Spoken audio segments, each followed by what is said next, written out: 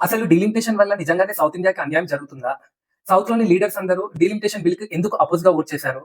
ఇది తెలియాలంటే ముందుగా మీకు డీలిమిటేషన్ అంటే ఏంటో తెలియాలి. కాబట్టి డీలిమిటేషన్ చెప్పే ముందు మీకు ఒక చిన్న కథ చెప్తా. దానివల్ల మీకు డీలిమిటేషన్ అంటే ఏంటో క్లియర్ గా అర్థమవుతుంది. ఒక మిడిల్ క్లాస్ ఇంట్లో ఇద్దరు అన్నదమ్ములు ఉంటారు. అన్న చాలా సిన్సియర్ మరియు డిసిప్లైన్డ్. ఇంటి పరిస్థితులకు అనుగుణంగా ఫ్యామిలీ ప్లానింగ్ చేయించుకొని ఇద్దరు పిల్లల్ని మాత్రమే కంటాడు. చాలా కష్టపడతాడు. పిల్లలకు మంచి చదువు అందించాడు. అలాగే ఇంటికి సంబంధించిన ఖర్చుల్లో దాదాపు 60% ఇన్కమ్ తీసుకొస్తాడు. ఇక తమ్ముడు అన్న ఎలాగో చాలా కష్టపడుతున్నాడని చాలా రిలాక్స్డ్ గా ఉంటాడు. ఎలాంటి ప్లానింగ్ లేకుండా 6-7 పిల్లల్ని కంటాడు. ఏమీ పని చేయకుండా ఉంటాడు. సడన్ గా ఒక రోజు తండ్రి వచ్చేసి ఇకపై ఇంటికి సంబంధించిన విషయాల్లో ఎవరికైతే ఎక్కువ మంది పిల్లలు ఉంటారో వాళ్ళే నిర్ణయాలు తీసుకోవాలని చెప్తారు. ఇది ఎలా ఉందంటే ఎలాంటి పని చేయని తమ్ముడికేమో అధికారం ఇవ్వడం, చాలా కష్టపడి ఇంటి అవసరాలకు సహాయం చేసిన అన్నని పక్కన పెట్టడం. సేమ్ ఇదే విషయం ఇప్పుడు ప్రస్తుతం లోక్సభ సీట్లలో జరుగుతుంది. ఇదే ఇండియా విషయానికి వస్తే దేశంకి సంబంధించిన అన్ని ఇంపార్టెంట్ నిర్ణయాలు లోక్సభలో తీసుకోబడతాయి. కాబట్టి లోక్సభలో ఎంతమంది ఎంపీలు ఉండాలనేది డీలిమిటేషన్ ద్వారా నిర్ణయిస్తారు. అంటే దేశంలోని జనాభా ఆధారంగా లోక్సభ సీట్లను నిర్ణయించడం దాన్నే డీలిమిటేషన్ అంటారు. సింపుల్ గా చెప్పాలంటే ఏ రాష్ట్రానికి అయితే ఎక్కువ జనాభా ఉంటుందో ఆ రాష్ట్రం నుంచి ఎక్కువ మంది ఎంపీలు వస్తారు. మన కాన్స్టిట్యూషన్ ప్రకారం ప్రతి 10 సంవత్సరాలకు ఒకసారి డీలిమిటేషన్ జరగాలి. అలా మొదటిసారిగా ఇండిపెండెన్స్ తర్వాత 1951 పాపులేషన్ ప్రకారం లోక్సభ సీట్లను 489 గా నిర్ణయించారు.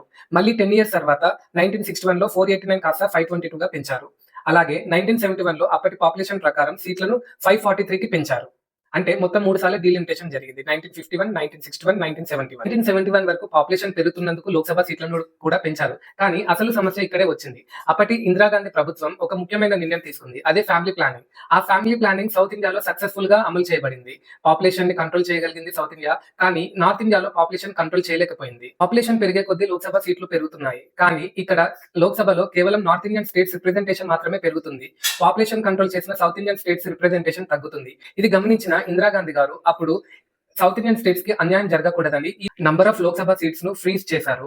అంటే రాబోయే 25 సంవత్సరాలు అనగా 2000 సంవత్సరం వరకు నంబర్ ఆఫ్ లోక్సభ సీట్స్ కేవలం 1971 జనాభా ఆధారం ప్రకారం 543 సీట్స్ మాత్రమే ఉండాలి. వాటిని పొడిగించకూడదని నిర్ణయం తీసుకున్నారు. ఇదే విధంగా 2000 సంవత్సరంలో వాజ్పేయి ప్రభుత్వం కూడా సీట్లను పెంచకుండా మళ్ళీ ఫ్రీజ్ చేసి 2026లో మాత్రమే డీలిమిటేషన్ చేయాలని వాజ్పేయి ప్రభుత్వం కూడా నిర్ణయం తీసుకుంది.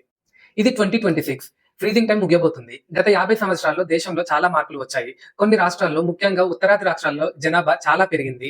దక్షిణాది రాష్ట్రాల్లో చదువు, కుటుంబ నియంత్రణ వల్ల జనాభా స్థిరంగా ఉంది. ఇప్పుడు ఈ డీలిమిటేషన్ బిల్లు అమల్లోకి వస్తే 543 ఉన్న లోక్సభ సీట్స్ కాస్త 850కి పెరుగుతాయి. మొత్తంగా చూస్తే నార్దర్న్ స్టేట్స్ యొక్క రిప్రజెంటేషన్ చాలా పెరుగుతుంది. ముఖ్యంగా ఉత్తరప్రదేశ్, బీహార్, రాజస్థాన్, మధ్యప్రదేశ్ వంటి రాష్ట్రాల యొక్క లోక్సభ సీట్స్ చాలా పెరుగుతాయి. కానీ సదరన్ స్టేట్స్ అయిన కర్ణాటక, తెలంగాణ, ఆంధ్రప్రదేశ్, కేరళ వంటి రాష్ట్రాల యొక్క లోక్సభ సీట్స్ అంతగా పెరగవు. ఓవరాల్ గా చూస్తే లోక్సభలో నార్దర్న్ స్టేట్స్ యొక్క డామినెన్స్ చాలా పెరుగుతుంది. అందుకే ఈ బిల్లును తమిళనాడు ముఖ్యమంత్రి ఎంకే స్టాలిన్ ఏకంగా తగలబెట్టేశారు. నిన్న బీజేపీ ప్రవేశపెట్టిన ఈ బిల్లును అపోజిషన్ పార్టీస్ అన్ని ఏకమై ఈ బిల్లును అపోజ్ చేశారు. ఇప్పుడు మీరు చెప్పండి, పాపులేషన్ ని బేస్ చేసుకుని సీట్లను పెంచడం కరెక్టే అంటారా? బీజేపీ తీసుకున్న బిల్లు కరెక్టేనా? నిజంగానే సౌత్ కి అన్యాయం జరుగుతుందా? మీ అభిప్రాయం ఏంటో కామెంట్ బాక్స్ లో తెలియజేయండి. Thanks for watching. Like the video, share the video and subscribe my channel. Learn with Surya. Bye.